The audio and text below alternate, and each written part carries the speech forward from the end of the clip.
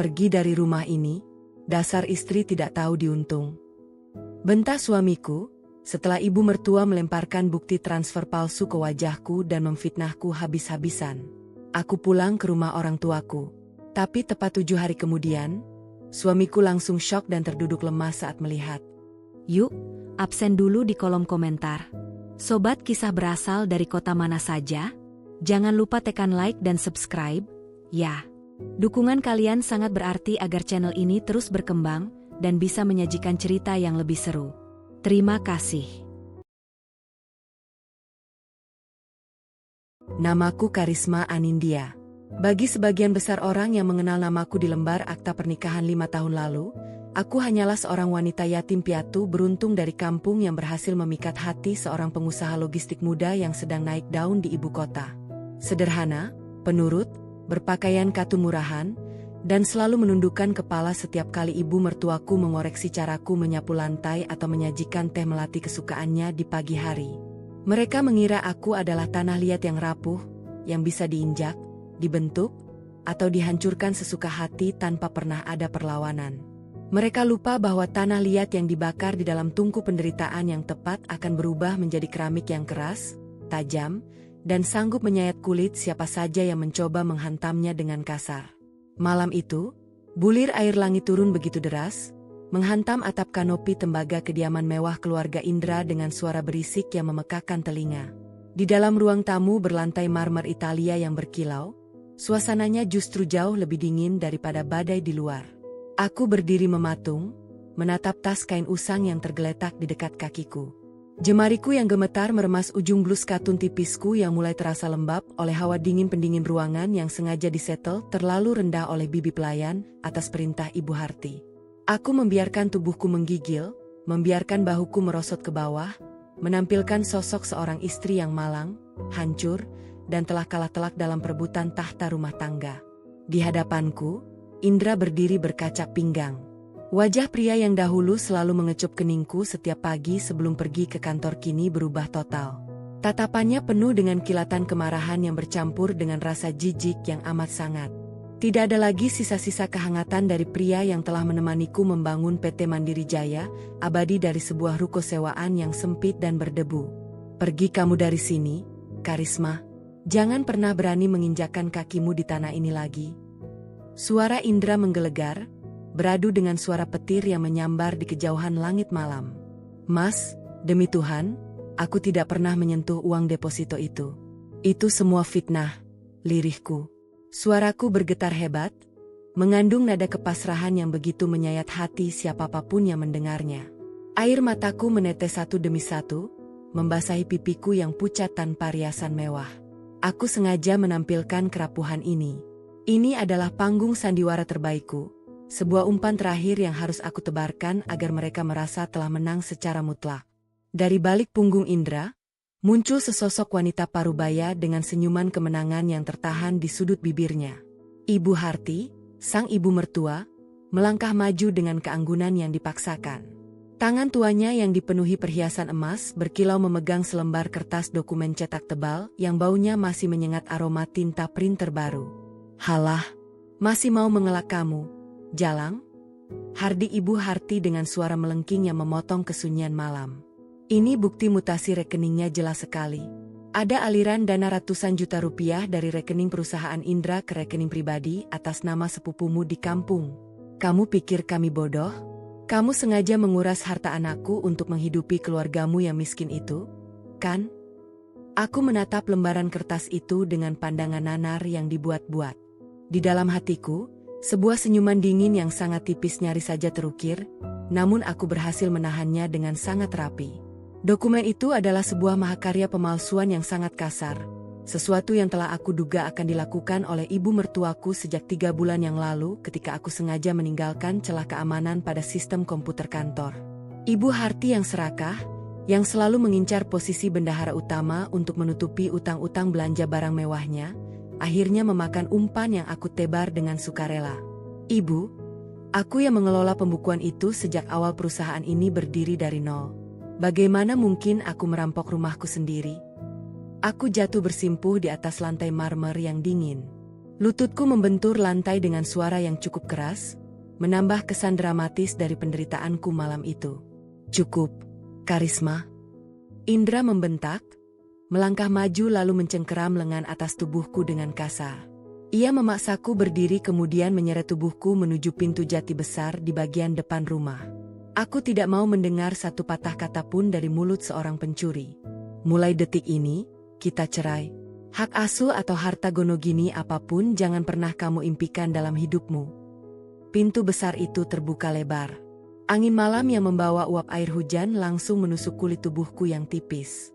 Tanpa belas kasihan sedikit pun, Indra mendorong tubuhku keluar hingga aku tersandung dan jatuh di atas lantai teras yang basah dan licin. Tas kain usangku dilemparkan begitu saja ke dekat tubuhku, mendarat tepat di dalam genangan air. Pergi, dan jangan pernah kembali. Brak, pintu jati itu tertutup dengan bantingan yang sangat keras, menyisakan kesunyian yang mencekam di luar teras. Aku tetap terduduk di lantai teras selama beberapa menit, membiarkan air hujan mulai membasahi rambut dan pakaian katunku hingga basah kuyup. Namun, saat aku perlahan menegakkan tubuhku dan menghapus air mata di pipi dengan punggung tangan, seluruh ekspresi rapuh, ketakutan, dan kesedihan yang tadi aku tampilkan lenyap tanpa bekas.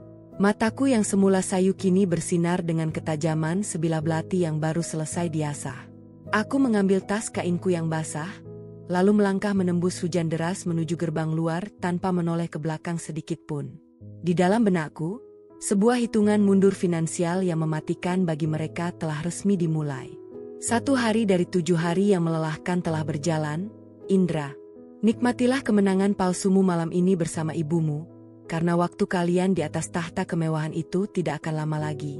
Pagi hari berikutnya membawa cuaca yang sangat cerah di kediaman mewah keluarga Indra, seolah-olah langit ikut merayakan hilangnya satu beban dari rumah besar tersebut.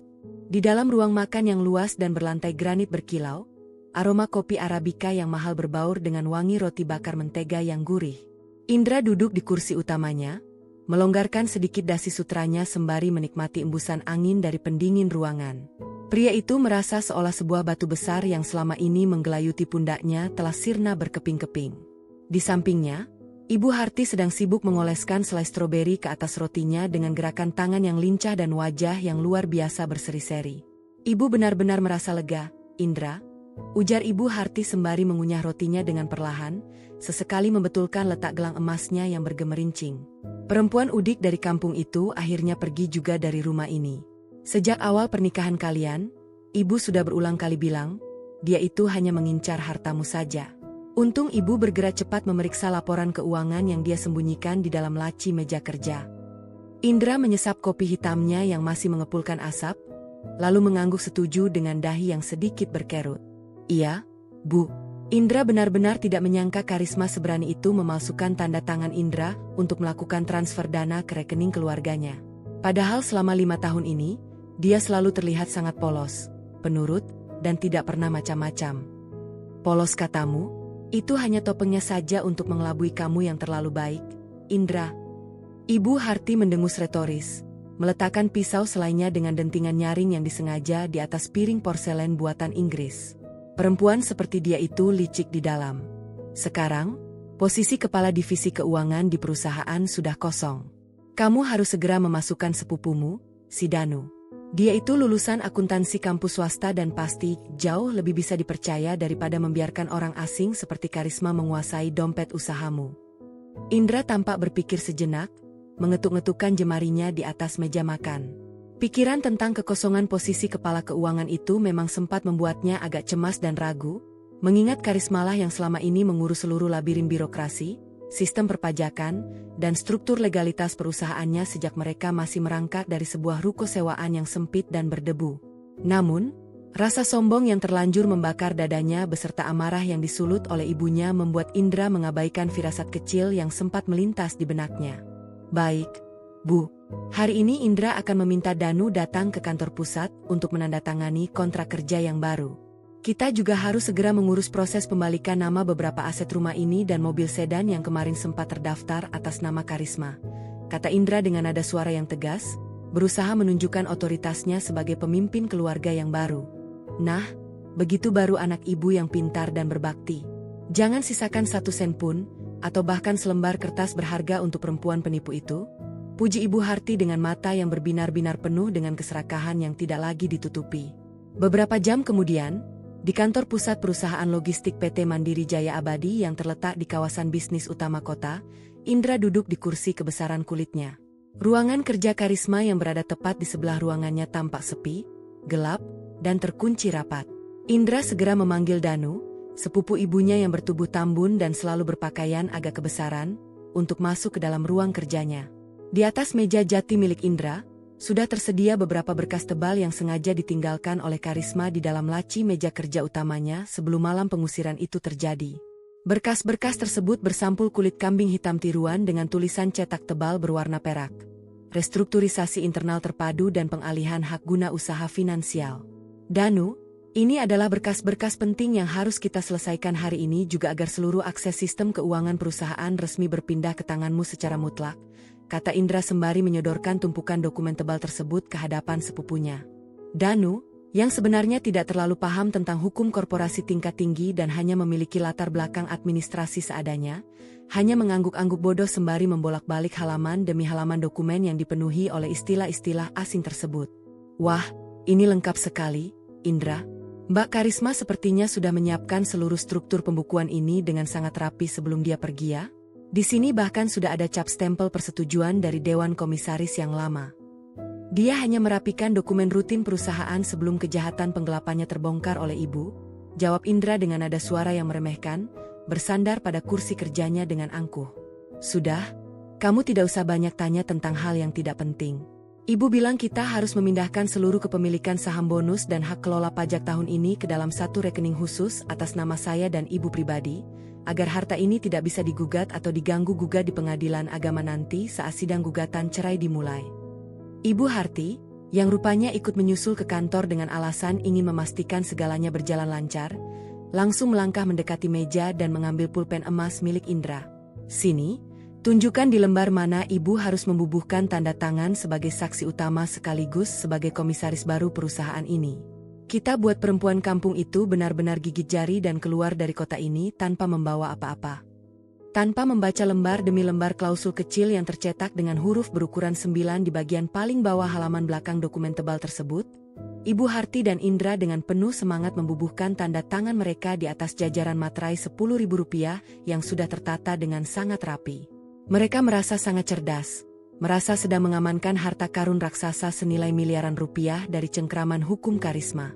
Mereka sama sekali tidak menyadari bahwa dokumen yang baru saja mereka tanda tangani dengan penuh tawa kesombongan itu bukan berkas pengalihan harta kekayaan biasa.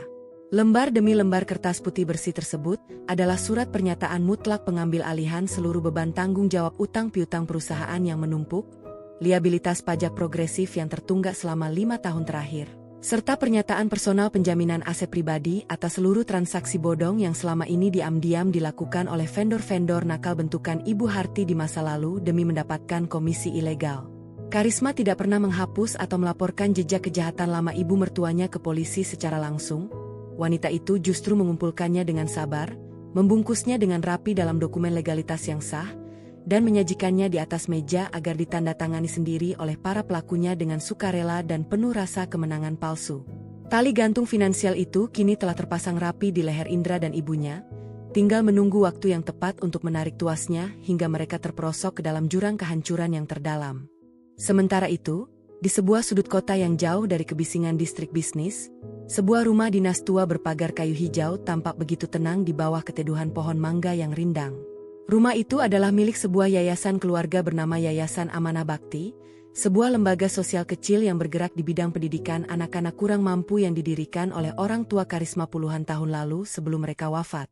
Disinilah Karisma berada sekarang, jauh dari kemewahan semu yang baru saja mendepaknya dengan cara yang paling hina. Karisma duduk di kursi kayu ruang tamu yang beraroma kayu jati tua, menikmati secangkir teh melati hangat yang asapnya masih mengepul tipis. Pakaian sutra mahalnya kini telah berganti dengan daster katun sederhana bermotif bunga kecil, namun auranya sama sekali tidak menunjukkan sosok seorang wanita yang baru saja diceraikan dan diusir tanpa alas kaki. Di hadapannya, seorang pria parubaya berkacamata tebal dengan setelan jas abu-abu rapi sedang membuka sebuah laptop bisnis berspesifikasi tinggi.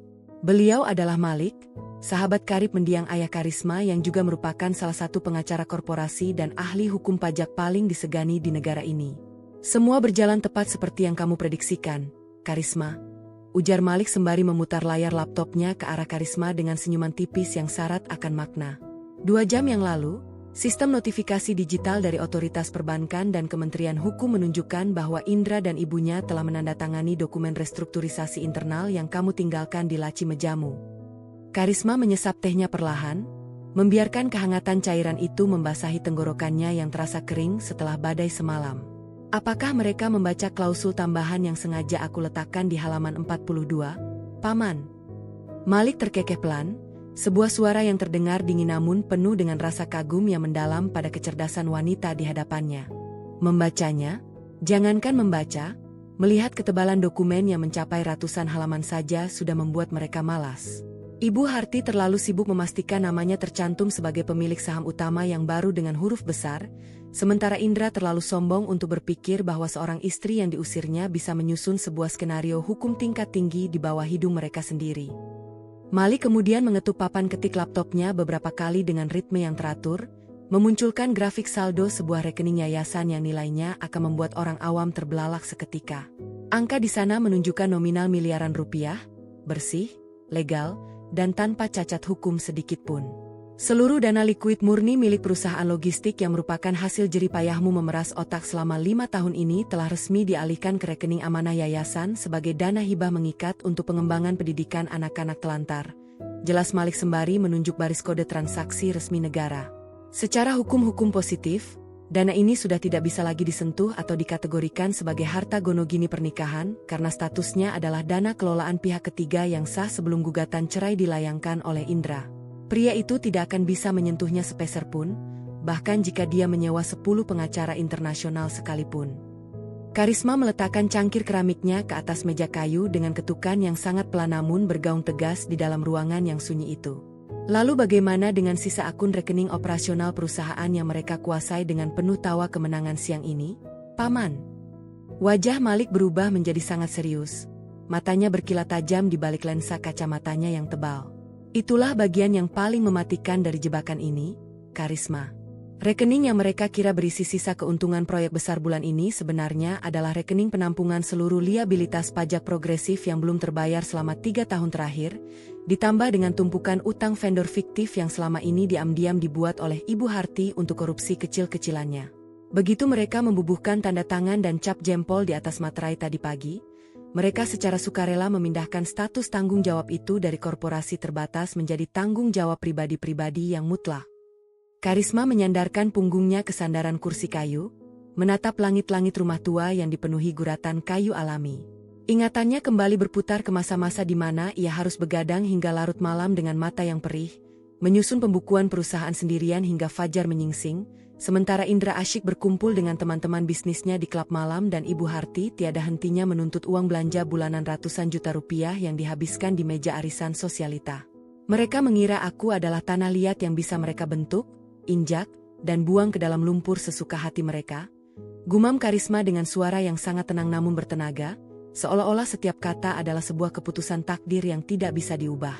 Mereka lupa bahwa akulah yang membangun fondasi rumah mewah itu dari batu pertama.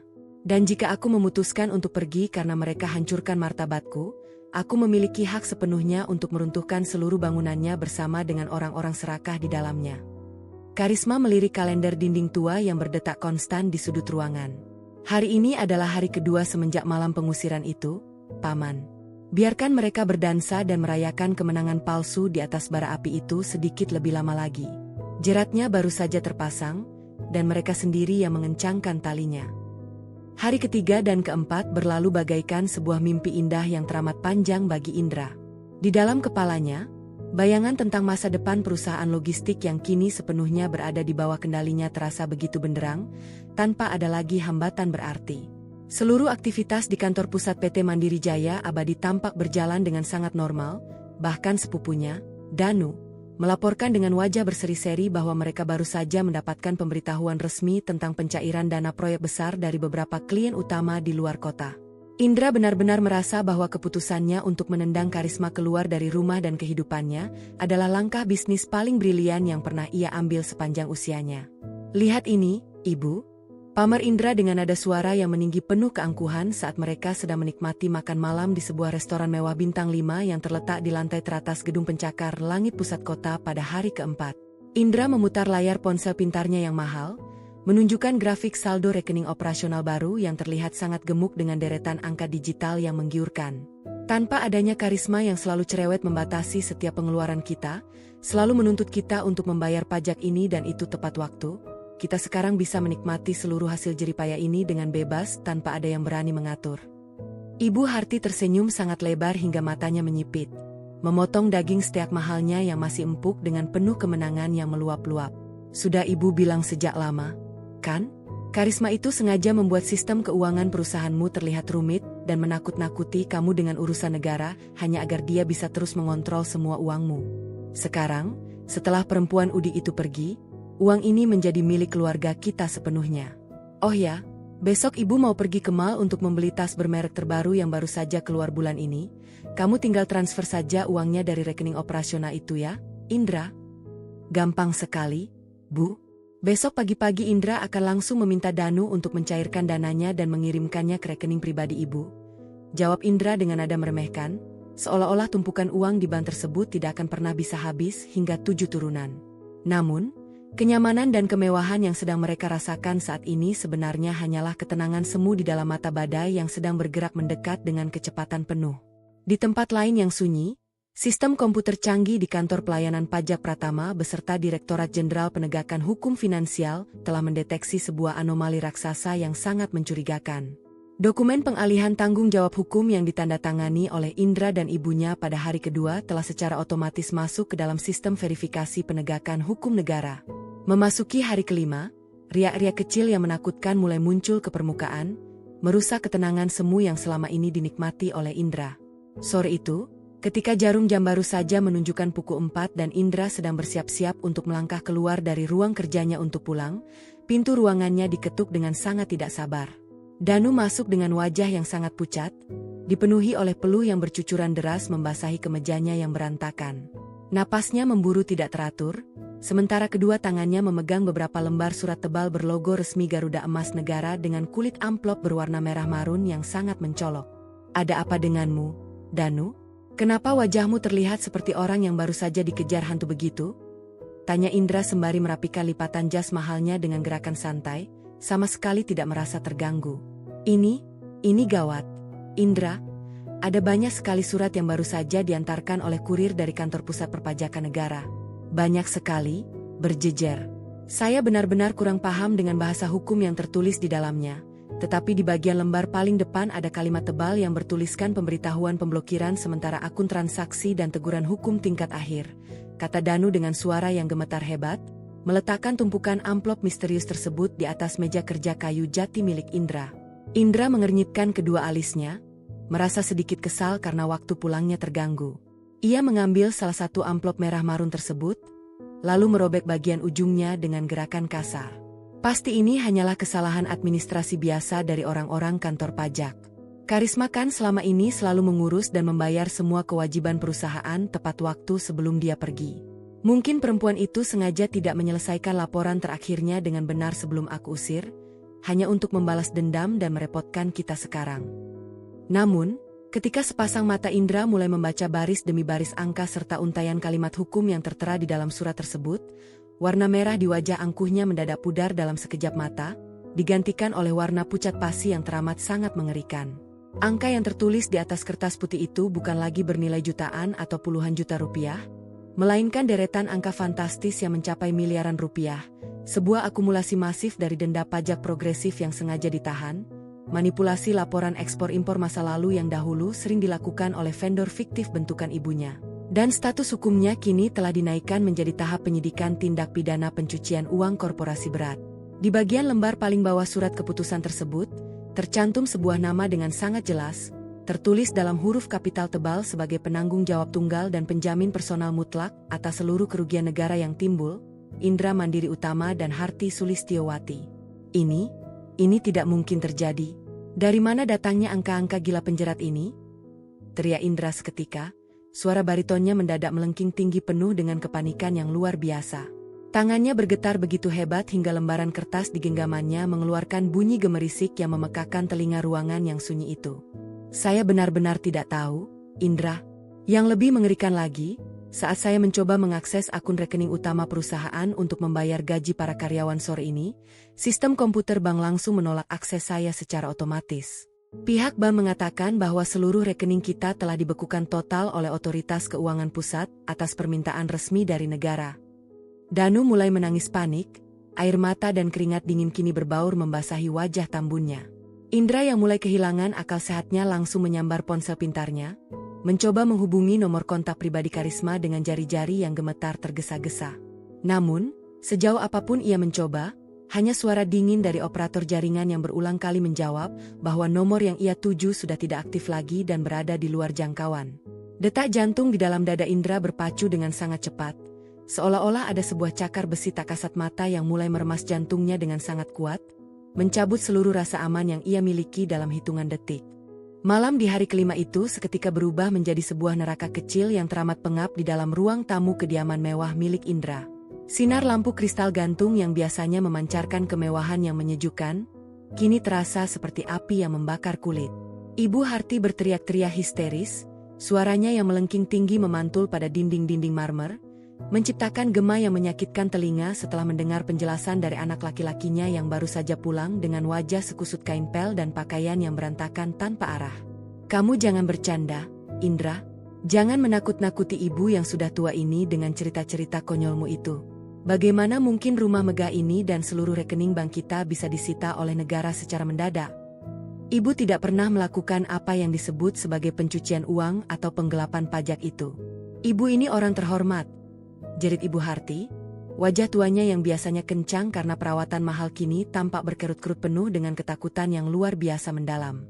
Berkas tebal yang kita tanda tangani 3 hari yang lalu itu, Ibu. Berkas yang Ibu bilang sendiri untuk mengamankan seluruh harta kekayaan kita dari gugatan cerai Karisma. Indra balas berteriak dengan suara yang parau, rasa frustrasi dan keputusasaan yang teramat sangat mulai menggerogoti seluruh sisa-sisa akal sehat di dalam kepalanya. Pria itu berjalan mondar-mendir tanpa arah di atas lantai marmer dingin yang kini rasanya berubah menjadi sebuah lantai pemanggangan yang membara panas. Ternyata, berkas itu bukan berkas pengalihan aset biasa, Ibu.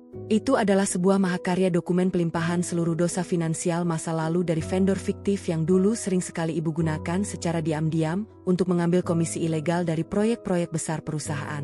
Karisma ternyata tidak pernah menghapus jejak-jejak kotor itu. Perempuan itu mengumpulkan semuanya dengan sangat sabar, menyatukannya menjadi satu berkas legalitas resmi negara, dan kita dengan sangat bodohnya menandatangani surat pernyataan bahwa kita bersedia mengambil alih seluruh beban tanggung jawab hukum itu secara pribadi dan mutlak. Indra menjambak rambutnya sendiri dengan kedua belah tangan, meluapkan kemarahan yang tidak tahu harus ditumpahkan kepada siapa lagi. Astaga, perempuan iblis itu, perempuan Udi itu benar-benar licik. Ibu Harti terduduk lemas di atas sofa bludrunya, dadanya kembang kempis menahan rasa sesak yang teramat sangat, seolah-olah pasokan oksigen di dalam ruangan itu mendadak menguap habis. Kita harus segera melaporkan dia ke kantor polisi, Indra. Dia telah melakukan penipuan besar-besaran kepada keluarga kita. Dia memalsukan semua dokumen itu untuk menghancurkan kita. Kita tidak akan pernah bisa melaporkannya ke kantor polisi atau ke pengadilan manapun, Ibu. Indra berteriak lagi. Air mata frustrasi mulai mengambang di pelupuk matanya yang memerah karena menahan malu dan takut. Tanda tangan di atas jajaran materai Rp10.000 itu adalah tanda tangan asli kepunyaan kita berdua. Cap jempol murni kita juga tertera di sana dengan sangat jelas. Secara hukum positif negara ini, kita dianggap secara sadar, sehat walafiat, dan sukarela menerima seluruh beban liabilitas itu tanpa adanya paksaan fisik sedikit pun dari pihak manapun. Pengacara paling mahal di dunia ini pun tidak akan ada yang bisa membela kita di hadapan hakim jika semua bukti legalitasnya sebersih dan seakurat ini. Malam itu berlalu tanpa ada satupun dari mereka yang bisa memejamkan mata bahkan untuk 1 detik pun. Setiap kali terdengar suara mesin mobil yang melintas di depan pagar rumah, jantung mereka berdegup kencang, mengira bahwa para petugas berseragam telah datang untuk menyeret mereka ke dalam jeruji besi penjara. Keesokan harinya, ketika matahari di hari ke-6 baru saja menampakkan sinarnya yang terik di ufuk timur, situasi buruk yang mereka takuti terjadi dengan kecepatan yang sangat mengerikan dan tidak terbendung lagi. Pagi-pagi sekali, ketika embun belum sepenuhnya menguap dari dedaunan taman, 3 buah mobil minibus berwarna hitam pekat tanpa atribut mewah mendadak berhenti tepat di depan pintu gerbang besi kediaman mereka. Beberapa orang pria dan wanita parubaya dengan pakaian dinas resmi berwarna gelap, lengkap dengan tanda pengenal instansi dari Badan Pemeriksa Keuangan Pusat dan dikawal oleh beberapa aparat kepolisian bersenjata, turun dari mobil dengan langkah kaki yang tegap dan berwibawa. Mereka tidak lagi mengetuk pintu jati besar itu dengan cara yang sopan seperti para tamu bisnis Indra pada biasanya. Salah seorang petugas kepolisian menggedor pintu dengan sangat keras, suaranya berdentang memenuhi seisi rumah. Mereka datang membawa selembar surat perintah resmi dari pengadilan negeri untuk melakukan tindakan pemasangan stempel penyitaan massal terhadap seluruh aset bergerak maupun aset tidak bergerak milik Indra dan ibunya tanpa terkecuali. Indra berlari keluar menuju teras rumah dengan mata yang sangat sembab, rambut yang berantakan, dan wajah yang pucat pasi karena sama sekali tidak bisa tidur semalaman. "Tunggu, tolong tunggu dulu, Bapak dan Ibu sekalian. Ini pasti ada sebuah kesalahan administrasi yang teramat besar. Kami sedang mengurus masalah internal ini dengan tim penasihat hukum kami. Tolong jangan lakukan ini di depan para tetangga kami." Seorang petugas parubaya yang memimpin rombongan tersebut hanya menatap Indra dengan pandangan mata yang sangat dingin, datar, dan tanpa ekspresi belas kasihan sedikit pun. "Maaf yang sebesar-besarnya, Tuan Indra Mandiri Utama. Kami di sini hanya menjalankan perintah eksekusi resmi dari pengadilan negara berdasarkan laporan pelanggaran berat perpajakan, penundaan kewajiban, serta adanya dugaan kuat tindak pidana pencucian uang korporasi yang berkas perkaranya sudah dinyatakan lengkap atau P21 sejak 2 hari yang lalu oleh pihak kejaksaan. Mulai detik ini, seluruh aset yang terdaftar atas nama Anda dan Ibu Harti Sulistyowati secara resmi berada di bawah pengawasan dan penguasaan penuh oleh negara sampai proses persidangan selesai dilakukan." Ibu Harti yang ikut berlari keluar rumah dengan mengenakan pakaian tidur sutranya yang kusut, langsung menjerit histeris. Tubuh tuanya limbung dan langsung jatuh pingsan di atas rumput hijau halaman rumahnya sendiri begitu. Ia melihat dengan mata kepalanya sendiri sebuah stiker besar berwarna merah terang dengan tulisan kapital tebal bertuliskan disita oleh negara mulai ditempelkan secara kasar di kaca bagian depan mobil sedan mewah kesayangannya yang baru saja ia banggakan kepada teman-teman arisannya. Indra sendiri hanya bisa berdiri mematung seperti sebuah patung batu di tengah-tengah halaman rumahnya yang luas. Pria itu menyaksikan dengan pandangan mata yang kosong bagaimana seluruh dunianya yang megah, yang penuh dengan pujaan kemewahan, runtuh berkeping-keping menjadi debu hanya dalam hitungan jam yang singkat. Di tengah-tengah kepanikan, jeritan pelayan rumah yang ketakutan, dan kehancuran yang teramat sangat melanda dirinya saat ini, sebuah kesadaran yang sangat mengerikan dan mengiris kalbu mendadak muncul di dalam benak kepala Indra. Karisma, istri yang telah ia usir dengan cara yang sangat hina di bawah guyuran hujan deras malam itu, ternyata tidak pernah kalah sedikit pun. Karisma tidak pernah menangis karena kehilangan dirinya atau kemewahan rumah ini. Wanita itu justru sengaja melangkah keluar dengan kepala tertunduk dan bahu yang merosot hanya untuk memancing keserakahan mereka berdua keluar sepenuhnya. Karisma sengaja membuat dirinya terlihat seperti korban yang tidak berdaya agar Indra dan ibunya kehilangan seluruh kewaspadaan mereka, kehilangan akal sehat mereka, dan dengan penuh tawa kemenangan justru melompat masuk ke dalam sebuah lubang jurang maut finansial yang telah digali oleh jari jemari lentik Karisma dengan sangat rapi, bersih, dan mematikan di bawah hukum negara. Kini, hari ke-6 telah berganti senja, menyisakan Indra yang duduk bersimpuh di samping tubuh ibunya yang belum sadarkan diri di atas tanah, sementara para petugas terus memasang garis penyegelan berwarna kuning di sekeliling tempat tinggalnya yang sebentar lagi tidak akan menjadi miliknya lagi. Jerat itu kini benar-benar telah mengikat leher mereka dengan sangat kencang, dan tidak ada satupun jalan untuk melarikan diri dari takdir kehancuran ini. Hari ke-7 tiba dengan keheningan yang mencekam, menandai pertengahan dari kisah kejatuhan ini sekaligus titik puncak dari seluruh konflik yang telah matang sempurna di dalam kegelapan. Langit di atas kota Jakarta tampak diselimuti mendung kelabu yang tebal, seolah-olah ikut menekan atmosfer di dalam rumah Indra yang kini sudah tidak lagi memiliki aliran listrik sama sekali. Seluruh sistem utilitas telah diputus secara otomatis oleh sistem perbankan pusat karena rekening operasional mereka yang terhubung dengan layanan auto debit telah dibekukan total oleh negara sejak 24 jam yang lalu. Rumah megah itu kini terasa seperti sebuah gua batu yang besar, pengap, gelap, dan dipenuhi oleh aura keputusasaan yang teramat pekat. Indra duduk di lantai ruang tamu yang mulai berdebu, bersandarkan pada kaki sofa bludru mahal yang kini sudah diberi lilitan garis segel penegak hukum berwarna kuning cerah di sekelilingnya. Pakaian yang ia kenakan adalah kemeja katun yang sama sejak 2 hari lalu. Kainnya sudah sangat kusut, berkerut tanpa arah, dan mengeluarkan bau keringat dingin yang menyengat akibat rasa takut yang terus-menerus memeras energinya. Di sebelahnya, Ibu Harti berbaring dengan selembar handuk kecil yang dibasahi air keran seadanya di atas dahi tuanya. Bibir wanita parubaya itu terus-menerus meracaukan untaian kutukan, sumpah serapah, serta doa-doa minta keselamatan yang bercampur baur menjadi satu suara gumaman yang penuh dengan keputusasaan yang amat sangat. DRRT, DRRT, DRRT. Suara getaran ponsel pintar milik Indra yang tergeletak di atas lantai marmer tiba-tiba berbunyi memecah kesunyian ruangan yang mencekam tersebut. Layar digitalnya berkedip-kedip, menunjukkan sisa daya baterai yang tinggal beberapa persen lagi di sudut kanan atas. Dengan sisa-sisa tenaga dan harapan terakhir yang masih tersisa di dalam dadanya, Indra menyambar ponsel tersebut dengan sangat cepat. Ia berharap dengan sangat cemas bahwa itu adalah kabar baik dari pengacara korporasi yang sempat ia hubungi kemarin dengan sisa-sisa uang tunai yang ada di dalam dompet kulitnya.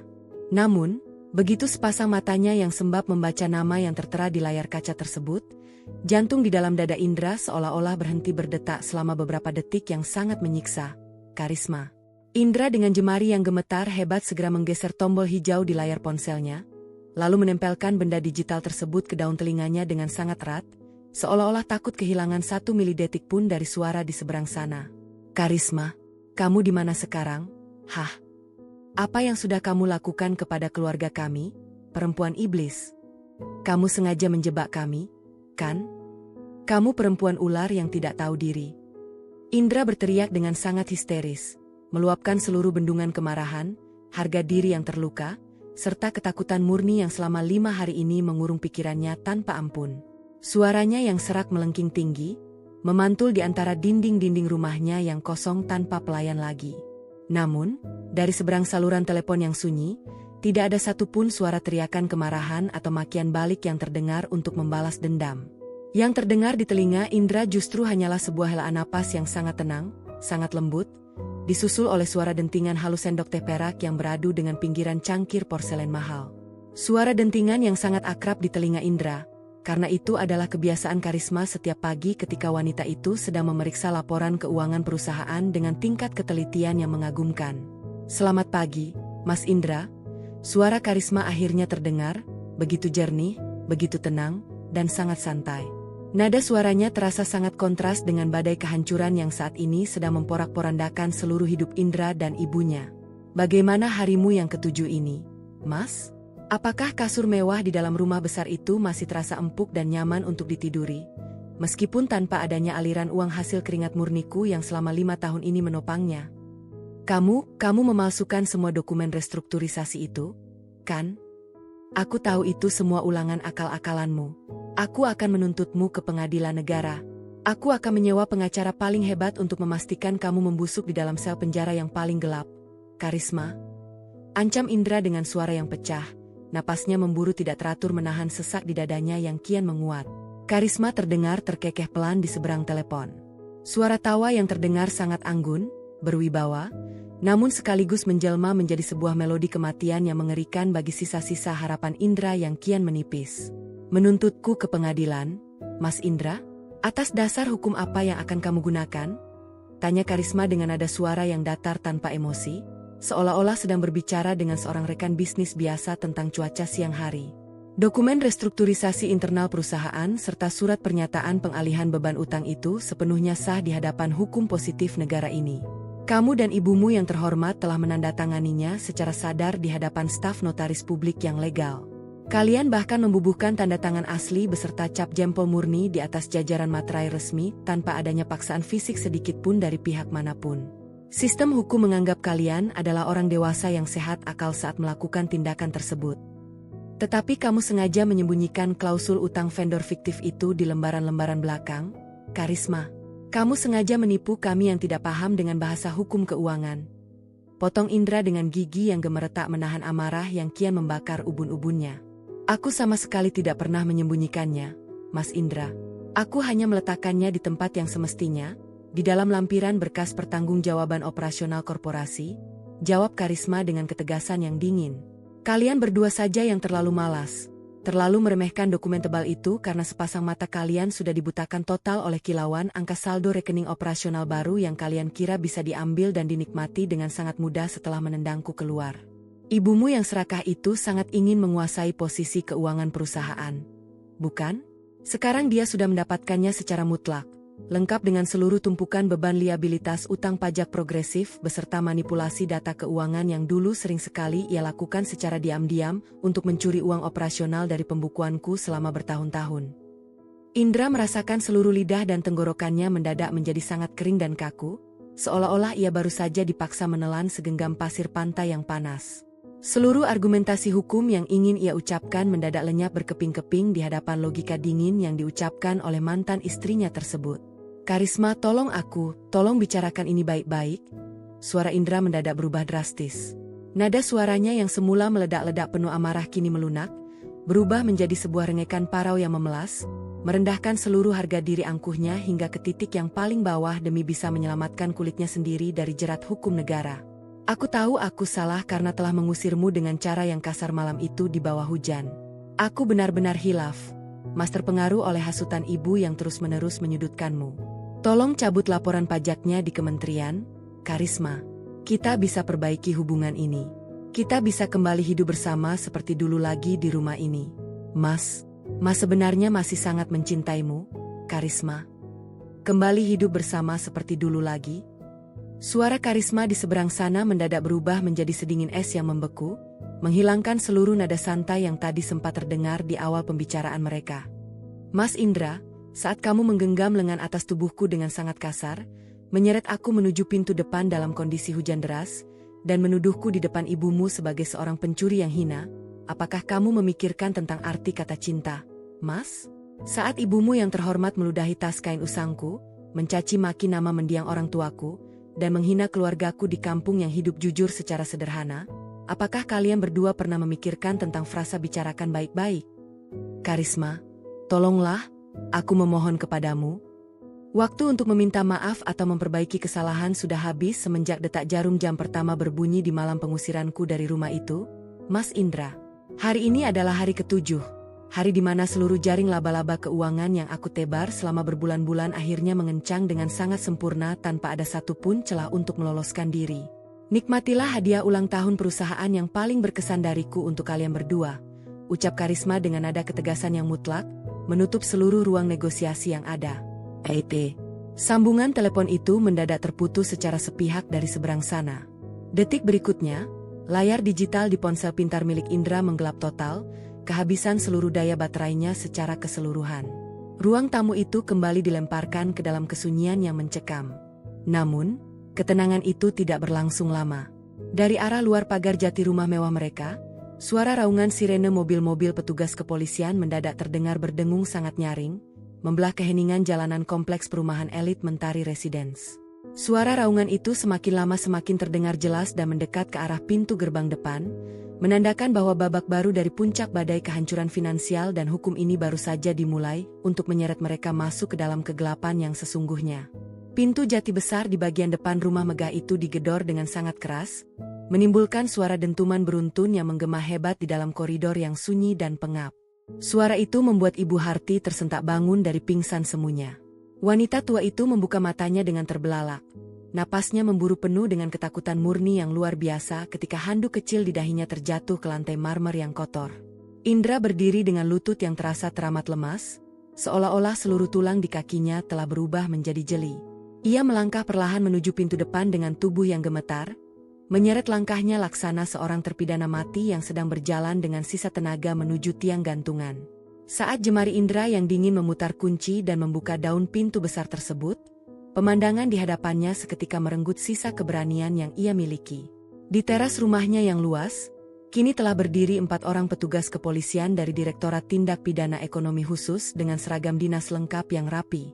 Di tengah-tengah mereka, berdiri seorang jaksa penuntut umum muda berwajah tegas dengan setelan-setelan formal yang rapi, memegang sebuah map jepret berkulit tebal berwarna hitam pekat di tangan kirinya. Tuan Indra Mandiri Utama? Tanya jaksa muda itu dengan nada suara bariton yang sangat tegas. menatap lurus ke arah sepasang mata Indra dari balik lensa kacamatanya tanpa menyisakan sedikit pun ruang untuk bernegosiasi atau membela diri. "Iya, saya sendiri, Pak," jawab Indra dengan suara yang sangat parau, nyaris tidak sanggup keluar dari tenggorokannya yang terasa tercekik oleh rasa panik yang teramat sangat. "Kami di sini membawa surat perintah penahanan resmi yang dikeluarkan secara sah oleh Kejaksaan Agung Republik Indonesia terkait dengan proses penyidikan aktif atas kasus dugaan penggelapan pajak progresif skala besar serta tindak pidana pencucian uang korporasi yang melibatkan PT Mandiri Jaya Abadi," ujar jaksa tersebut dengan sangat dingin sembari membuka map hitamnya dan menunjukkan lembaran surat resmi yang dipenuhi oleh stempel timbul kedinasan berwarna merah menyala. "Berdasarkan bukti-bukti dokumen transaksi internal terbaru yang sah dan telah diverifikasi oleh otoritas keuangan, Anda beserta Ibu Harti Sulistyowati dengan ini resmi dinyatakan sebagai tersangka utama yang bertanggung jawab penuh atas kerugian negara senilai 25 miliar rupiah. 25 miliar rupiah? Pekikan histeris yang teramat melengking itu mendadak datang dari arah belakang tubuh Indra. Ibu Harti rupanya telah merangkak dengan susah payah mendekati area pintu depan. Wajah tuanya yang pucat kini tampak sangat keriput, dipenuhi gurat kecemasan yang mendalam tanpa adanya sapuan bedak mahal yang biasa menghiasi kulitnya sehari-hari. "Itu salah, Pak. Itu pasti sebuah kesalahan besar dari anak buah kami. Menantu saya, perempuan udik bernama Karisma itu yang memegang semua pembukuan uang perusahaan sejak dulu. Tangkap dia, Pak. Jangan tangkap kami. Kami tidak tahu apa-apa tentang uang 25 miliar itu." Salah seorang petugas kepolisian bertubuh tegap yang berada di sisi sebelah kiri melangkah maju satu langkah. Dari balik ikat pinggang dinasnya, ia mengeluarkan sepasang borgol besi yang berkilat dingin di bawah temaramnya pencahayaan siang hari yang mendung kelabu. "Nyonya Harti Sulistyowati, berdasarkan hasil audit forensik digital yang dilakukan oleh tim ahli perbankan nasional, seluruh aliran dana murni milik perusahaan tersebut telah dipindahkan secara legal ke rekening Yayasan Amanah Bakti sebagai dana hibah tetap yang mengikat, tepat sebelum periode kasus hukum ini dinaikkan ke tahap penyidikan oleh negara. Yayasan tersebut memiliki imunitas kelola sosial yang sah karena terdaftar resmi di kementerian. Sementara itu, seluruh dokumen transaksi bodong dan pencucian uang masa lalu justru beralih status kepemilikannya secara penuh atas nama Anda berdua, semenjak Anda berdua menandatangani berkas restrukturisasi internal pada 5 hari yang lalu. Tidak mungkin. Ini tidak mungkin terjadi kepada saya. Ini mimpi buruk." Indra menggelengkan kepalanya berulang kali dengan gerakan cepat, mencoba menolak kenyataan pahit yang kini menghantam wajah angkuhnya dengan sangat telak laksana sebuah godam besi. Pikiran tentang penjara yang dingin, sempit, dan diisi oleh para kriminal seketika memenuhi benaknya, membuat napasnya terasa kian sesak. "Silakan Anda berdua ikut kami sekarang juga ke markas besar kepolisian untuk menjalani proses pemeriksaan lebih lanjut secara resmi. Anda berhak memanggil dan didampingi oleh penasihat hukum Anda di sana nanti," kata petugas polisi itu dengan ketegasan mutlak yang tidak bisa diganggu-gugat. Tanpa menunggu persetujuan lebih lanjut, petugas tersebut langsung meraih pergelangan tangan kanan Indra dan memasangkan borgol besi tersebut dengan bunyi klik yang sangat dingin, mematikan seluruh harapan kebebasan sang pengusaha logistik. Ibu Harti yang melihat anaknya diborgol langsung berteriak histeris, mencoba memberontak dengan sisa tenaga tuanya dan berniat mencakar wajah petugas polisi yang mendekatinya. Namun, gerakannya dengan sangat sigap langsung dikunci oleh seorang petugas poluan bertubuh tegap yang sudah bersiap siaga di bagian belakang sejak awal kedatangan mereka. Jeritan histeris, tangisan keputusasaan, serta untaian sumpah serapah yang kotor terus mengalir deras tanpa henti dari mulut wanita parubaya yang beberapa hari lalu masih merasa sebagai Ratu Agung di atas panggung kemewahan sosialita tersebut. Para tetangga di sekeliling kompleks perumahan elit Mentari Residence yang mendengar keributan itu mulai keluar ke halaman rumah masing-masing. Mereka berdiri di balik pagar-pagar mewah mereka, berbisik-bisik penuh cemooh sembari mengarahkan kamera ponsel pintar mereka ke arah Indra dan ibunya yang kini digiring berjalan keluar melintasi halaman rumah dengan kepala tertunduk dalam-dalam karena menahan rasa malu yang teramat sangat. Kehormatan yang mereka agung-agungkan, kekayaan raksasa yang mereka pamerkan, kesombongan yang mereka gunakan untuk menginjak orang lain, serta status sosial tinggi mereka lenyap dalam sekejap mata tanpa sisa. Semuanya tersapu bersih oleh badai penegakan hukum yang telah dirancang dengan tingkat presisi yang luar biasa akurat oleh jari jemari seorang wanita yang pernah mereka usir dengan hina tanpa alas kaki di bawah derasnya air hujan malam hari. Tepat di hari ke-7. Keadilan yang sesungguhnya telah datang mengetuk pintu rumah mereka dengan cara yang paling menghancurkan. Sore harinya di hari ke-7, kompleks perumahan mewah Mentari Residence itu kembali tenggelam ke dalam keheningan yang teramat mencekam. Rumah besar berlantai 2 milik Indra kini tampak laksana sebuah kuburan megah yang mati, kehilangan seluruh jiwanya. Garis polisi berwarna kuning cerah dengan tulisan hitam tegas terpasang menyilang di pintu pagar jati bagian depan, bergerak-gerak pelan ditiup oleh embusan angin sore yang membawa hawa dingin dari sisa gerimis. Tidak ada lagi suara tawa kesombongan Ibu Harti yang melengking, tidak ada lagi deru mesin mobil sedan mewah berharga miliaran rupiah milik Indra yang biasa membelah jalanan dengan angkuh. Yang tersisa hanyalah sisa-sisa puing dari sebuah ilusi kemegahan yang sengaja dibangun di atas fondasi keserakahan, kebohongan, dan tetesan air mata orang lain. Di dalam sebuah mobil minibus hitam pekat yang terparkir agak jauh di seberang jalan kompleks perumahan elit tersebut, aku duduk di kursi penumpang bagian belakang dengan sangat tenang. Aku mengenakan kacamata hitam besar yang menutupi sebagian wajahku, dipadukan dengan blus sutra berwarna hitam pekat yang elegan. Penampilanku sore ini menampilkan sosok seorang wanita kelas atas yang sesungguhnya, yang penuh dengan wibawa, ketenangan jiwa, dan kecerdasan tersembunyi yang mutlak. Aku tidak perlu lagi berpura-pura menjadi karisma yang rapuh, penurut, dan pasrah. Panggung sandiwara itu telah resmi ditutup bersamaan dengan berlalunya mobil tahanan yang membawa pergi 2 orang yang pernah menginjak-injak harga diriku. Di kursi kemudi bagian depan, Paman Malik melirik ke arah kaca spion tengah, menatapku dengan pandangan mata yang dipenuhi oleh rasa hormat dan kekaguman yang teramat mendalam. Mereka berdua sudah resmi masuk ke dalam sel tahanan sementara di markas besar kepolisian, Karisma. Tim jaksa penuntut umum memperkirakan hukuman minimal untuk kasus penggelapan pajak dan pencucian uang seberat ini adalah 12 tahun penjara, dan itu pun belum ditambah dengan tuntutan penyitaan eksekusi atas seluruh harta pribadi mereka untuk menutupi total kerugian negara yang timbul dari transaksi fiktif masa lalu. Aku perlahan menurunkan sedikit bingkai kacamata hitamku dengan jari telunjuk, menatap lurus ke arah rumah megah yang pernah menjadi penjara batinku selama 5 tahun terakhir melalui kaca mobil yang gelap dan tebal. Apakah Danu ikut ditahan di dalam sel yang sama, Paman? Danu hanya dikenakan status wajib lapor oleh pihak penyidik, karena berdasarkan pemeriksaan awal, statusnya hanyalah sebagai pekerja bodoh yang dimanfaatkan oleh Indra dan ibunya untuk menandatangani berkas operasional harian perusahaan. Pria tambun itu benar-benar tidak tahu menahu tentang struktur kejahatan finansial yang sejak bertahun-tahun lalu diarsiteki oleh Ibu Harti secara rahasia. Jawab Paman Malik sembari memutar kunci dan menyalakan mesin mobil minibus dengan suara yang sangat halus, nyaris tidak terdengar dari dalam kabin. Aku kembali menaikkan posisi kacamata hitamku, lalu menyandarkan punggung dengan sangat nyaman di kursi kulit mobil yang empuk. Baguslah kalau begitu. Aku sejak awal sama sekali tidak memiliki niat untuk menghukum atau mencelakai orang-orang yang tidak bersalah. Fokus dan tujuanku sejak bulan-bulan lalu hanyalah memotong tangan-tangan serakah yang mencoba merampas seluruh hasil jeripayah mendiang ayahku dan diriku sendiri yang telah membangun perusahaan logistik itu dari nol dengan cucuran keringat yang jujur. Sekarang, apa rencana kita selanjutnya terkait dengan pengelolaan seluruh dana raksasa yang sudah aman di dalam rekening yayasan, Karisma? Tanya Paman Malik sembari mulai melajukan mobilnya secara perlahan, memutar kemudi untuk meninggalkan kawasan kompleks perumahan elit itu untuk selamanya, tanpa ada niat untuk menoleh kembali. Pihak manajemen yayasan keluarga kita akan segera membuka cabang sekolah dasar gratis yang baru di 3 wilayah pinggiran kota yang padat penduduk, Paman. Kita akan menggunakan seluruh dana hibah murni yang kemarin berhasil kita amankan dari akun operasional utama perusahaan logistik. Jawabku dengan sebuah senyuman lembut yang teramat tulus di bibir, sebuah senyuman kebahagiaan sejati yang sudah sangat lama tidak pernah muncul di wajahku selama aku hidup tertekan bersama keluarga Indra yang penuh kepalsuan. Uang itu harus kembali ke tempat yang semestinya, Paman. Digunakan untuk membangun masa depan anak-anak kecil yang membutuhkan pakaian dan pendidikan yang layak, bukan untuk membiayai gaya hidup mewah bertabur perhiasan emas dari orang-orang yang memiliki hati busuk dan serakah.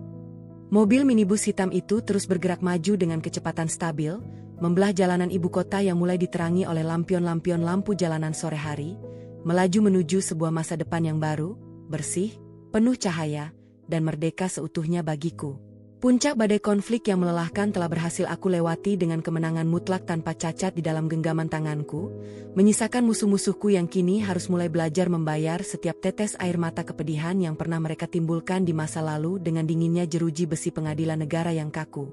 Aku telah berjalan keluar dari bayang-bayang kehancuran sebagai seorang pemenang yang sesungguhnya. 3 minggu telah berlalu sejak badai besar di hari ke-7 itu menghancurkan seluruh sandaran hidup Indra dan ibunya hingga tidak bersisa.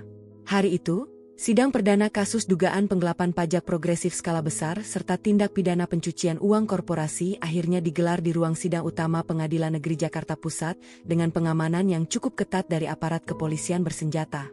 Ruangan berukuran luas itu tampak penuh sesak oleh para pemburu berita, fotografer dari berbagai media massa, serta beberapa orang mantan rekan bisnis Indra yang datang hanya untuk melihat secara langsung bagaimana kejatuhan tragis sang raja baru di bidang bisnis logistik tersebut. Indra duduk di kursi pesakitan yang terletak tepat di tengah-tengah ruang sidang dengan mengenakan rompi tahanan kejaksaan berwarna oranye terang yang sangat mencolok mata. Wajah pria yang dahulu selalu tampak angkuh dan penuh percaya diri itu kini terlihat sangat kuyu, dengan kedua belah pipinya yang tampak berongga ke dalam karena berat badannya turun drastis semenjak ia mendekam di dalam sel tahanan sementara yang sempit, pengap, dan dingin. Rambutnya yang dahulu selalu tertata rapi dengan minyak rambut bermerek mahal kini telah dicukur pendek seadanya dan tampak sangat kusam tak terawat. Di kursi sebelah kirinya, Ibu Harti duduk dengan posisi tubuh yang terus-menerus gemetar menahan rasa cemas yang luar biasa besar. Setiap kali lampu kilat dari kamera para wartawan menyala menerangi ruangan, wanita tua itu langsung menyembunyikan wajah keriputnya di balik lembaran selendang katun tipis berwarna abu-abu yang sudah mulai robek di bagian ujung-ujungnya. Tidak ada lagi sisa-sisa keangkuhan dari seorang wanita sosialita papan atas yang dahulu selalu merendahkan orang lain dengan tatapan matanya yang tajam dan sinis. Di dalam ruangan berpendingin udara yang suaranya berdengung konstan itu, mereka berdua tampak laksana sepasang pesakitan yang kehilangan seluruh harga diri mereka di hadapan hukum negara. Majelis Hakim yang mulia, suara jaksa penuntut umum muda menggema dengan sangat lantang di dalam ruangan sidang, mulai membacakan lembar demi lembar berkas dakwaan tebal setebal ratusan halaman dengan artikulasi bahasa yang sangat jelas, tegas, dan tanpa kompromi. Berdasarkan seluruh hasil pengumpulan bukti forensik digital yang kami ambil dari pelacakan server utama PT Mandiri Jaya Abadi, terdakwa 1 Indra Mandiri Utama bersama-sama dengan terdakwa 2 Harti Sulistiowati secara sadar, sehat akal, dan tanpa paksaan telah menandatangani dokumen pengalihan liabilitas penjaminan aset pribadi atas sejumlah transaksi fiktif dengan vendor-vendor palsu selama periode 5 tahun terakhir. Penasihat hukum yang ditunjuk oleh negara untuk mendampingi Indra mencoba melakukan interupsi dengan mengangkat tangan kanan dan mengeluarkan suara yang terdengar agak ragu-ragu di hadapan meja hakim. Keberatan yang sebesar-besarnya, Yang Mulia Ketua Majelis Hakim. Klien kami bertindak di bawah ketidaktahuan yang teramat mendalam atas seluruh struktur isi dokumen tebal tersebut. Ada indikasi serta dugaan yang sangat kuat bahwa mantan istri terdakwa 1, yaitu Saudari Karisma Anindya, dengan sengaja telah menyusun dokumen tersebut dengan menggunakan pilihan bahasa hukum yang menjebak untuk merugikan klien kami pasca proses pengusiran dan perceraian mereka. Mendengar nama Karisma disebut dengan keras oleh pengacaranya, Indra mendadak menegakkan posisi punggungnya yang semula membungkuk lemas. Sepasang matanya yang sembab dan merah karena kurang tidur langsung menatap liar ke sekeliling ruangan sidang, mencari-cari di antara deretan kursi pengunjung, berharap bisa menemukan sosok wanita yang saat ini sangat ingin ia maki-maki sekaligus ingin ia mintai pertolongan untuk melepaskan borgol besi di tangannya tersebut. Tepat pada detik mencekam itu, pintu kayu besar berselot besi di bagian paling belakang ruang sidang utama terbuka dengan gerakan yang sangat perlahan namun pasti. Suara ketukan ritmis dari sepatu hak tinggi yang berbenturan dengan lantai granit putih langsung memecah kesunyian jalannya pembacaan dakwaan persidangan. Seluruh pasang mata yang berada di dalam ruangan tersebut, termasuk Dewan Majelis Hakim yang terhormat, tim jaksa, hingga puluhan wartawan kamera, langsung menolehkan pandangan mereka ke arah sumber suara tersebut seolah-olah terhipnotis. Aku melangkah masuk ke dalam ruang sidang dengan keanggunan seorang ratu yang sedang berjalan dengan penuh wibawa menuju singgasananya yang sah. Aku tidak lagi mengenakan daster katun sederhana bermotif bunga kecil seperti saat di rumah yayasan, melainkan setelah blazer formal modern berwarna putih bersih tanpa celah yang sangat kontras dengan warna rompi tahanan oranye yang melekat di tubuh Indra dan ibunya. Rambut hitamku terikat rapi ke belakang, menampilkan wajahku yang tampak begitu tenang, segar, dan sepenuhnya bersih dari segala beban penderitaan masa lalu. Di belakang langkah kakiku, Paman Malik berjalan mendampingi dengan langkah tegap sembari membawa sebuah tas kerja kulit buaya berwarna coklat tua yang berisi tumpukan dokumen legalitas tambahan. Aku berjalan melintasi lorong tengah ruang sidang tanpa mengarahkan pandangan mataku ke arah kursi pesakitan sedikit pun, seolah-olah keberadaan Indra dan Ibu Harti di sana hanyalah tumpukan angin kosong yang tidak memiliki arti apa-apa bagi hidupku. Aku terus melangkah maju dengan pandangan lurus menuju kursi saksi ahli yang telah dipersiapkan khusus oleh pihak kejaksaan di bagian depan ruang sidang, tepat di hadapan meja tinggi Dewan Hakim. Wajahku memancarkan aura otoritas hukum yang mutlak serta tingkat kecerdasan finansial yang sangat tinggi, membuat beberapa mantan rekan bisnis Indra yang duduk di kursi penonton terkesiap melihat transformasi drastis dari seorang wanita yang dahulu mereka kira hanyalah seorang pelayan rumah tangga yang penurut. Indra menatapku dari kursinya dengan pandangan mata yang bercampur baur antara rasa tidak percaya yang teramat besar, amarah yang membakar dada, serta sebersit rasa kagum yang teramat terlambat muncul di dalam hatinya. Pria itu kini menyadari dengan kepedihan yang teramat sangat, bahwa wanita yang dahulu selalu ia remehkan, ia bentak-bentak, dan ia seret keluar rumah di bawah guyuran hujan deras, kini berdiri di hadapannya sebagai sosok arsitek utama yang memegang kendali penuh atas hitam dan putihnya masa depan jalan hidupnya di dalam sistem peradilan negara ini. Topeng kepasrahan dan kerapu handu telah aku buka sepenuhnya di hadapan publik, menyisakan kenyataan pahit yang harus dihadapi oleh Indra dan ibunya dengan segala konsekuensi kehancuran yang telah menanti di ujung palu hakim. Saudari saksi, silakan perkenalkan diri Anda dan jelaskan hubungan Anda dengan para terdakwa terlebih dahulu sebelum memberikan keterangan resmi di bawah sumpah negara, ujar Ketua Majelis Hakim dengan nada suara yang penuh wibawa dan bariton, setelah aku selesai meletakkan tangan kananku di atas kitab suci untuk diambil sumpahnya di hadapan seluruh pengunjung sidang. Aku membetulkan posisi mikrofon besi di hadapanku dengan gerakan tangan yang sangat tenang, anggun, dan terlatih, sama sekali tidak menunjukkan kegugupan sedikitpun. Nama saya Karisma Anindya, Yang Mulia. Saya adalah mantan Kepala Divisi Keuangan Murni sekaligus mantan istri sah dari terdakwa 1, Indra Mandiri Utama, dan mantan menantu dari terdakwa 2, Nyonya Harti Sulistiowati. Suasana di dalam ruang sidang utama yang berukuran luas itu mendadak riuh rendah oleh suara bisik-bisik dari para wartawan media massa yang langsung sibuk mengetik dengan cepat di atas papan ketik laptop mereka masing-masing. Kilatan lampu blitz kamera kembali menyambar ke arahku, namun aku tetap mempertahankan posisi dudukku dengan punggung tegak dan dagu yang sedikit terangkat. Ketua Majelis Hakim segera mengetuk palu kayunya sekali dengan ketukan yang sangat nyaring untuk menenangkan suasana ruangan kembali ke dalam keheningan. Saudari saksi, penasihat hukum terdakwa 1 dan 2 tadi menyatakan di hadapan persidangan bahwa Anda dengan sengaja telah menjebak para terdakwa untuk menandatangani dokumen restrukturisasi internal, pengalihan utang, serta penjaminan aset pribadi yang menjadi dasar tuntutan pidana perpajakan ini. Bagaimana tanggapan Anda yang sesungguhnya atas pernyataan pembelaan tersebut? Tanya Hakim Ketua sembari menatap tajam ke arah sepasang mataku dari balik meja tingginya. Aku tersenyum sangat tipis. Sebuah senyuman yang memancarkan tingkat kecerdasan murni tanpa adanya rasa takut atau ragu sedikit pun di hadapan hukum negara. Yang Mulia Ketua Majelis Hakim yang terhormat, dalam dunia hukum bisnis, akuntansi, dan hukum korporasi tingkat tinggi, istilah dijebak adalah sebuah pernyataan fiktif yang sangat tidak memiliki dasar legalitas apapun jika dokumen yang dimaksud telah ditandatangani secara sadar, tanpa paksaan, di atas jajaran materai resmi negara yang sah, serta telah diverifikasi secara langsung oleh instansi notaris publik yang berwenang.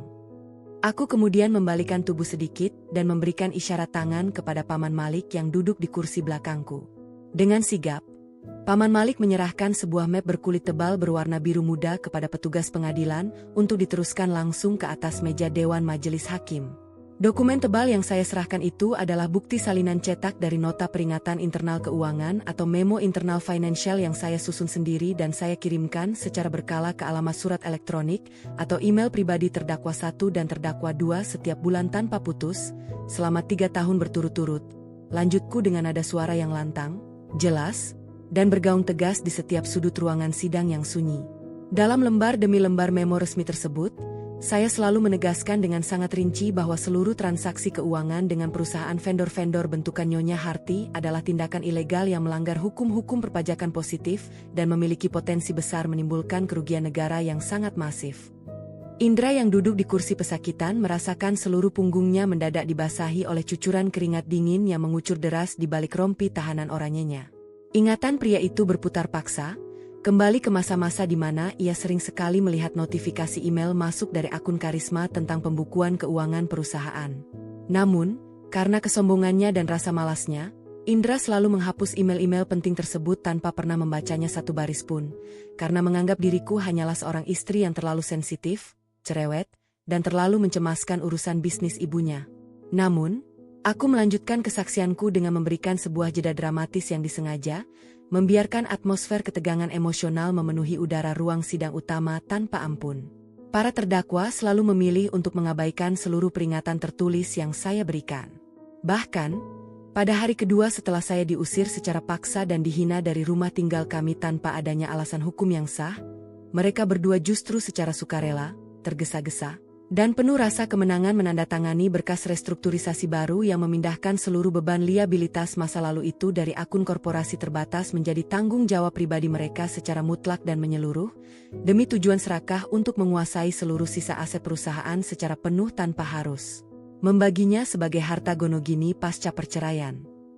Itu semua bohong besar. Kamu perempuan kampung yang licik. Kamu yang sengaja memindahkan semua uang murni milik perusahaan anakku ke rekening yayasan busuk milik bapakmu. Teriak Ibu Harti mendadak berdiri dari kursi pesakitannya dengan wajah yang merah padam, dipenuhi oleh luapan emosi kemarahan yang sudah tidak bisa ia bendung lagi di hadapan banyak orang. Tok, tok, tok. Ketua majelis hakim mengetuk palu kayunya berkali-kali dengan suara yang sangat keras hingga berdentang nyaring. Terdakwa 2, Nyonya Harti Sulistiowati, harap tenang dan segera jaga sikap sopan santun Anda di dalam ruang persidangan yang terhormat ini. Jika Anda berani mengganggu jalannya persidangan ini sekali lagi, kami tidak akan segan-segan memerintahkan petugas keamanan untuk mengeluarkan Anda secara paksa dari ruangan sidang. 2 orang petugas keamanan pengadilan bersama seorang polwan bertubuh tegap langsung memegang kedua belah bahu Ibu Harti, menekannya ke bawah dan memaksanya untuk kembali duduk di kursinya dengan gerakan yang tegas. Wanita tua yang dahulu selalu dipuja di meja arisan sosialita itu, kini langsung menangis terisak-isak di balik selendang katunnya yang usang. Ibu Harti akhirnya menyadari dengan rasa kepedihan yang teramat mendalam, bahwa setiap kata, setiap kalimat, dan setiap lembar bukti yang keluar dari mulutku adalah sebuah paku bumi hukum yang sangat kokoh, yang sengaja dirancang untuk mengunci rapat-rapat pintu kebebasan dirinya bersama anak laki-lakinya di dalam dinding sel penjara untuk waktu yang sangat lama. Kesaksianku hari ini telah merobek seluruh sisa pertahanan mereka tanpa menyisakan satu pun celah untuk meloloskan diri dari hukuman negara. Hari-hari persidangan berikutnya berjalan dengan sangat cepat, melelahkan, dan menguras seluruh sisa kekuatan batin di kubu Indra. Setiap kali sidang lanjutan digelar, suasana di dalam ruangan peradilan selalu terasa semakin menyudutkan posisi kedua terdakwa tanpa ampun. Setiap saksi yang dihadirkan oleh tim jaksa penuntut umum ke hadapan meja majelis hakim, mulai dari para ahli forensik komputasi perbankan, petugas pemeriksa pajak dari kementerian, hingga staf administrasi dari instansi notaris publik, seluruh keterangan dan kesaksian yang mereka berikan di bawah sumpah semakin memperkuat, memperjelas, dan mengunci keaslian dari seluruh dokumen legalitas yang telah aku susun dengan sangat rapi selama ini. Tidak ada satupun celah hukum, keraguan administrasi, atau ruang pembelaan sekecil apapun yang bisa digunakan oleh tim penasihat hukum Indra untuk menyelamatkan kliennya dari tuntutan pidana raksasa yang sudah menanti di depan mata. Hingga akhirnya, hari yang paling ditakuti sekaligus dinanti-nantikan pun tiba di penghujung bulan kedua proses peradilan melelahkan tersebut dijalankan. Hari itu adalah agenda pembacaan vonis putusan akhir dari Dewan Majelis Hakim. Ruang sidang utama Pengadilan Negeri Jakarta Pusat kembali dipenuhi oleh pengunjung, kerabat lama, hingga para pemburu berita yang ingin menyaksikan secara langsung bagaimana akhir dari drama kejatuhan total sebuah keluarga pengusaha logistik yang dahulu dikenal sangat sombong dan gemar memamerkan kemewahan tersebut. Indra dan ibunya berdiri berdampingan di tengah-tengah ruang sidang, menghadap lurus ke arah meja tinggi Dewan Majelis Hakim yang telah bersiap untuk membacakan lembar keputusan akhir mereka. Sepasang tangan mereka saling bertautan dengan sangat erat, bergetar hebat, mengekspresikan sebuah ketakutan murni yang luar biasa besar dari 2 orang manusia yang akhirnya menyadari bahwa kebebasan hidup mereka akan segera direnggut secara paksa oleh ketukan palu kayu di depan mereka. Wajah mereka tampak begitu pucat, sekering kertas koran usang, tanpa ada lagi sisa-sisa keberanian untuk menatap ke arah sekeliling ruangan. Menimbang dan memperhatikan dengan saksama seluruh bukti-bukti sah yang diajukan di dalam persidangan, keterangan dari para saksi ahli, serta fakta hukum yang sama sekali tidak terbantahkan selama proses peradilan berlangsung, ujar Ketua Majelis Hakim dengan nada suara yang sangat berat, berwibawa, dan menggelegar melalui pengeras suara, mulai membacakan bagian paling akhir dari amar putusan setebal ratusan halaman tersebut. Maka dengan ini, Dewan Majelis Hakim menyatakan bahwa terdakwa 1, Indra Mandiri Utama, bersama-sama dengan terdakwa 2, Harti Sulistiowati, telah terbukti secara sah, meyakinkan, dan mutlak bersalah melakukan tindak pidana penggelapan kewajiban pajak negara secara berlanjut serta melakukan tindak pidana pencucian uang korporasi secara bersama-sama. Ketua majelis hakim mengambil jeda sejenak selama beberapa detik, membetulkan letak kacamatanya yang sedikit merosot, sebelum melanjutkan pembacaan masa hukuman kurungan yang akan dijatuhkan. Suasana di dalam ruang sidang utama mendadak menjadi begitu hening, sunyi, dan mencekam, bahkan suara helaan napas berat dari para pengunjung di kursi belakang pun seolah-olah bisa terdengar dengan sangat jelas di antara desis pendingin ruangan. Menjatuhkan hukuman pidana penjara kepada terdakwa 1, Indra Mandiri Utama, dengan pidana hukuman penjara selama 14 tahun, serta dikenakan denda senilai 5 miliar rupiah subsidiar 1 tahun kurungan penjara tambahan, lanjut Hakim Ketua dengan ketegasan mutlak yang tidak bisa diganggu-gugat oleh pihak manapun. Dan menjatuhkan hukuman pidana penjara kepada terdakwa 2, Harti Sulistiowati, dengan pidana hukuman penjara selama 12 tahun, serta dikenakan denda senilai 3 miliar rupiah subsidiar 6 bulan kurungan penjara tambahan. Tok. Ketukan pertama dari palu kayu hakim berbunyi sangat nyaring, memukul bantalan meja tebal dengan suara dentuman yang keras, seolah-olah menjadi sebuah kapah hukum yang memutus dan menghancurkan seluruh harapan masa depan Indra untuk bisa menghirup udara kebebasan dalam waktu dekat.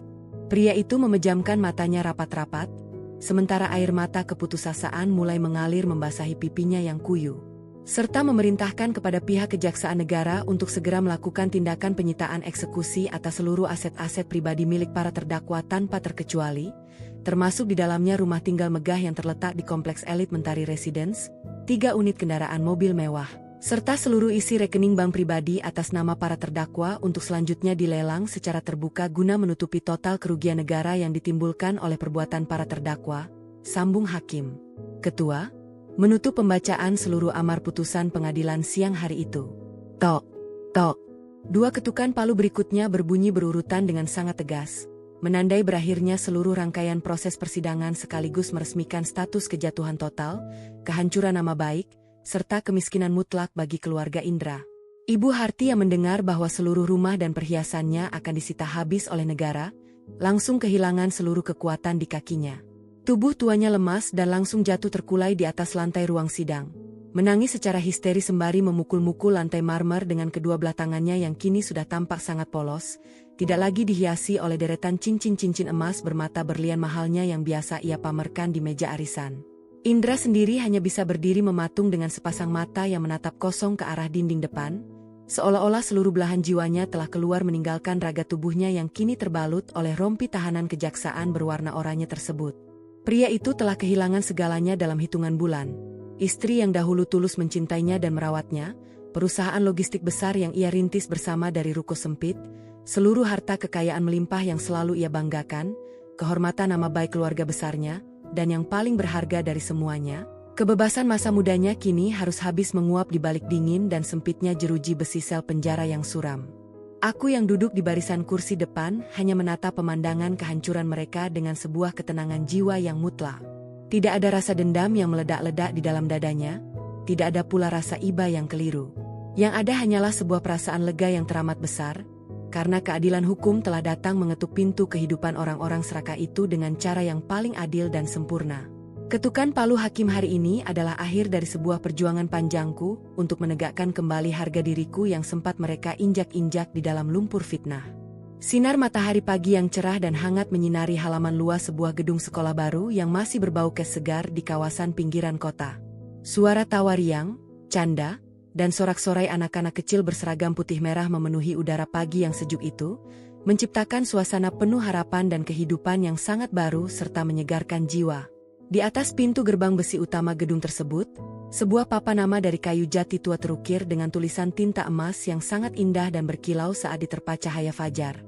Sekolah Dasar Gratis Amanah Bakti Cabang 2. Gedung ini berdiri dengan megah namun ramah, dikelilingi oleh taman bunga kecil dan pohon-pohon peneduh yang sengaja ditanam untuk memberikan kenyamanan bagi anak-anak yang belajar di dalamnya. Aku berdiri di koridor lantai 2 gedung sekolah tersebut, menyandarkan kedua belah pergelangan tanganku di atas pagar pembatas besi sembari menatap ke arah halaman bawah. Dari tempatku berdiri, aku bisa menyaksikan anak-anak yang sedang berlarian dengan ceria menikmati waktu istirahat mereka setelah jam pelajaran pertama usai. Pakaian sutra mahalku yang dahulu selalu diatur oleh selera ibu mertuaku kini telah sepenuhnya berganti dengan gaun katun sederhana berwarna biru muda yang longgar dan nyaman. Angin sepo-sepu sore meniup ujung gaunku secara lembut, memancarkan aura kedamaian hati yang sejati dan kebahagiaan murni yang teramat mendalam dari dalam jiwaku. Aku tidak perlu lagi memakai riasan tebal untuk menutupi kesedihan batin, tidak perlu lagi memasang wajah penurut di hadapan orang-orang yang penuh dengan kepalsuan.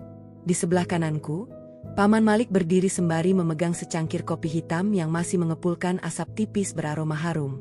Beliau ikut menikmati pemandangan yang sangat menyejukkan hati di depan kami tersebut, dengan sepasang mata yang berbinar penuh rasa puas. Proses lelang eksekusi atas seluruh aset rumah tinggal milik Indra dan ibunya sudah resmi dinyatakan selesai kemarin sore oleh pihak Kejaksaan Negara, Karisma.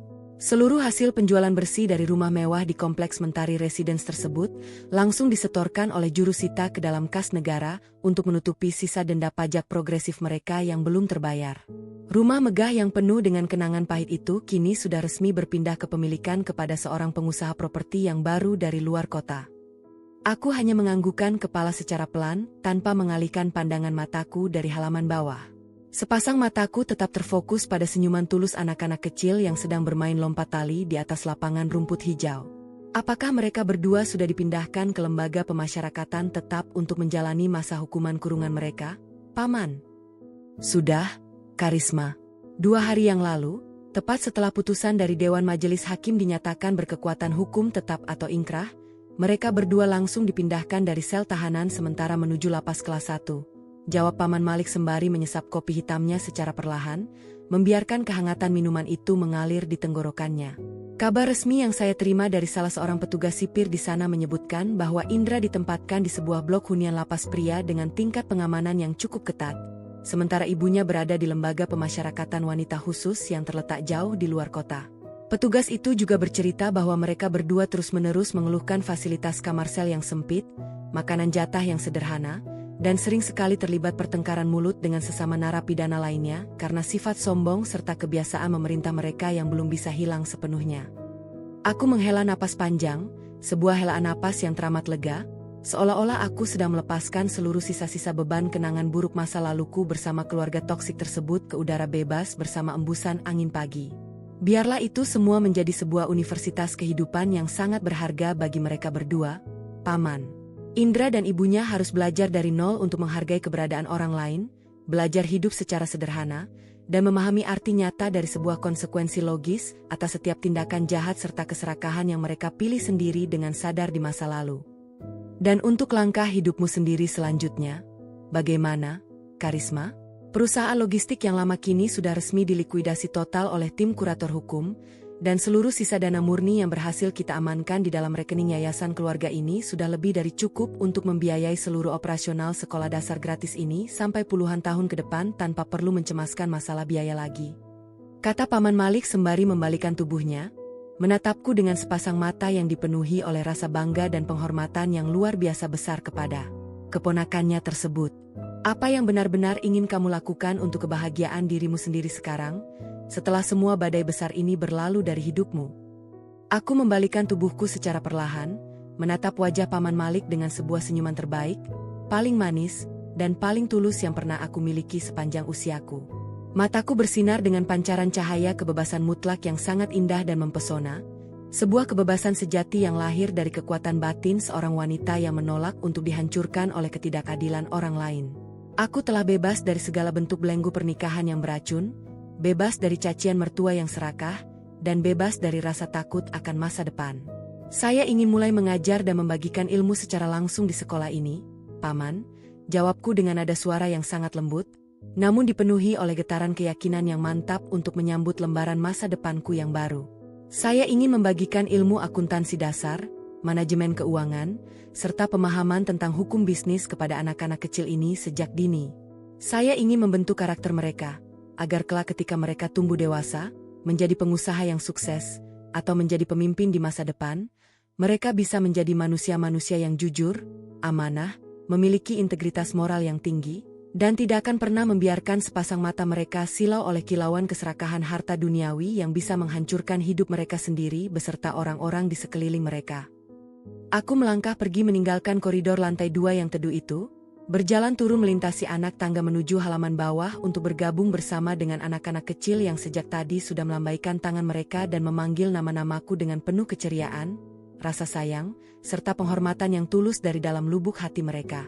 Aku telah memenangkan seluruh pertempuran finansial dan hukum tingkat tinggi ini dengan sangat sempurna tanpa ada cacat sedikit pun di dalam genggaman tanganku. Aku tidak membalas kejahatan keluarga Indra dengan tindakan kriminal yang kotor atau kasar, melainkan aku hanya menggunakan kecerdasan akal, kesabaran taktik, dan ketepatan hukum untuk membiarkan keserakahan musuh-musuhku berbalik menjadi sebuah senjata makan tuan yang legal, dingin, dan teramat mematikan bagi diri mereka sendiri. Karisma Anindya kini telah resmi melangkah maju memasuki babak baru dari jalan kehidupannya dengan kepala yang tegak, dipenuhi oleh kedamaian jiwa yang abadi, kebebasan yang merdeka, dan kemenangan sejati yang paling memuaskan di bawah langit yang cerah.